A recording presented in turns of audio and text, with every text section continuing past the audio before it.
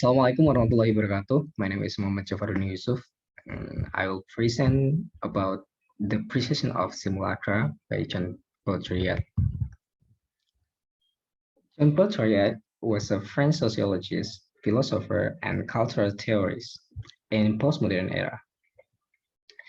One of the central concepts on which the idea is presented by John Baudrillard is in Precession of Simulacra. In his book Simulacra and Simulation are built instead of simulation.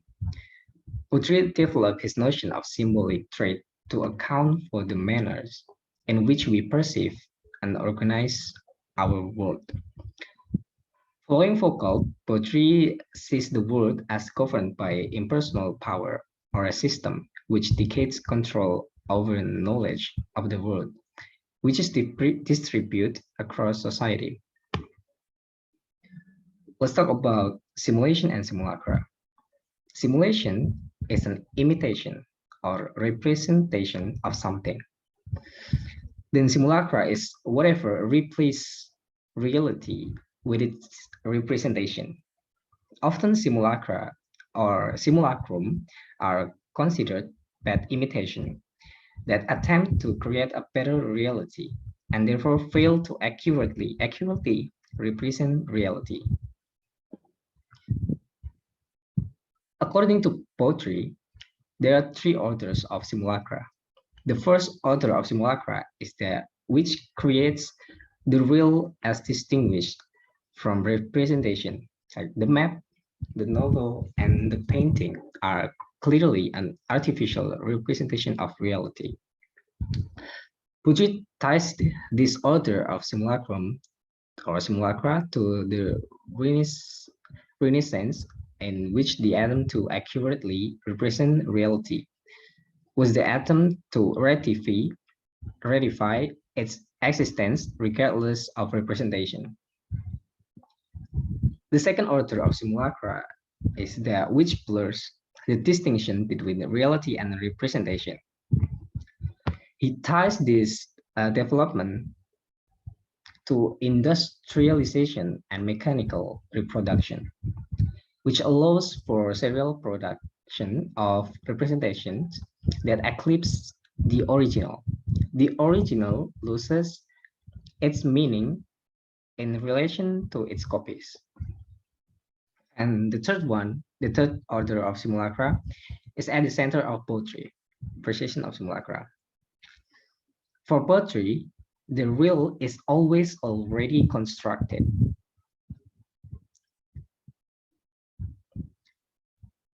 This imagined real, which we falsely believe to actual reality, is what we lose when we move into the third order of simulacra, that of simulation. Simulation is a real which is shielded from the difference between reality and representation.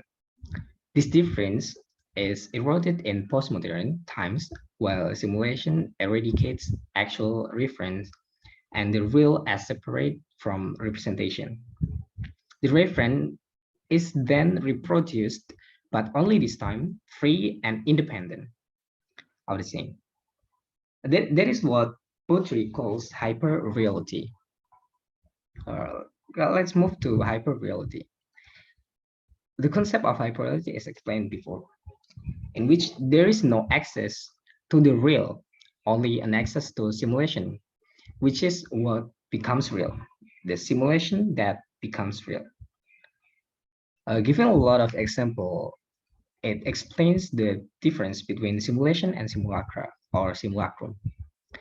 For example, how one person can fake the symptoms of a disease in case of simulation, while the instigation of simulation of symptoms, in one's body and creating a disease on purpose is a case of simulacra, thus almost blurring the difference between simulacra and reality.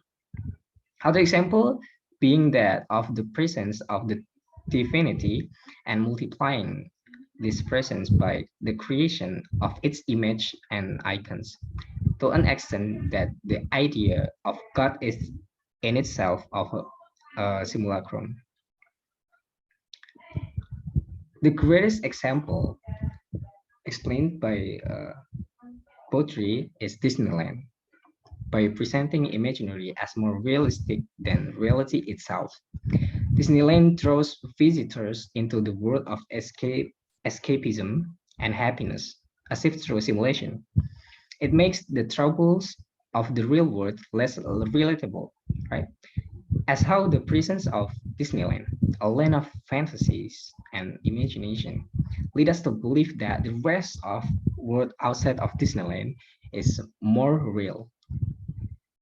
And the Disneyland is just the imagination that becomes real.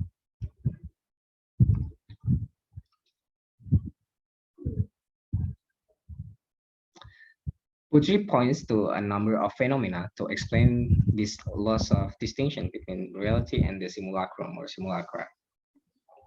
The first one is media culture. Contemporary media are concerned not just with relaying information or stories, but with interpreting our most private selves for us, making us approach each other and the world through the lens of these media images.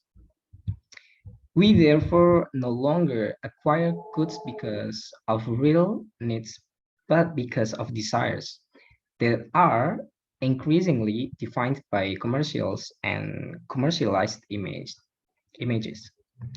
which keep us at one step removed from the reality of our bodies or of the world around us. The second one is exchange value. According to Karl Marx, the entrance into capitalist culture meant that we choose to think of purchase goods in terms of use value, in terms of the real uses to which an item will be put. Instead, everything began to be translated into how much is it worth, into what it can be exchanged for its exchange value. Once money became a universal equivalent against which everything in our lives is measured, things lost their material reality. Real world uses the sweat and tears of the laborer. We began even to think of our own lives in terms of money rather than in terms of the real things we hold in our hand. How much is my time worth? How does my conspicuous consumption define me as a person? According to Baudrillard, in the postmodern age, we have lost all sense of use value. It is all capital. And the third one is multinational capitalism. As the things we use are increasingly the products of complex industrial process, we lose touch with the underlying reality of the goods we consume. Not even national identity functions in a world of multinational corporations. According to Baudrillard, it is capital that now defines our identities. We thus continue to lose touch with the material fact of the laborer, who is increasingly invisible to a consumer oriented toward retail outlets or the even more impersonal internet. A common example of this is the fact that most consumers do not know the products they consume are related to real things. How many people could identify the actual plant from which is derived to the coffee bean? Starbucks, by contrast, increasingly defines our urban realities. So the next is urbanization. As we continue to develop available geographical locations, we lose touch with any sense of the natural world. Even natural spaces are now understood as protected, which is to say that they are defined in contradiction to an urban reality, often with signs to point out just how real they are. Increasingly, we expect the sign, behold nature, to precede access to nature.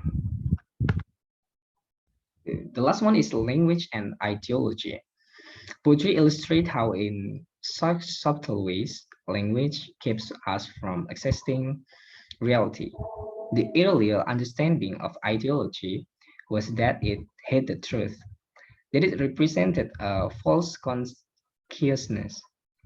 As Marxist praised it, keeping us from seeing the real workings of the state, of economic forces, or of the dominant group in power.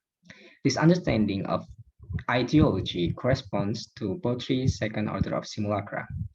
Postmodernism, on the other hand, understand ideology as the support for our very perception of reality. There is no outside of ideology, according to this view, at least no outside that can be articulated in language, because we are so reliant on language to structure our perception. Any representation of reality is always already ideological, always already constructed by simulacra. All right, that's all my presentation. Thank you for listening.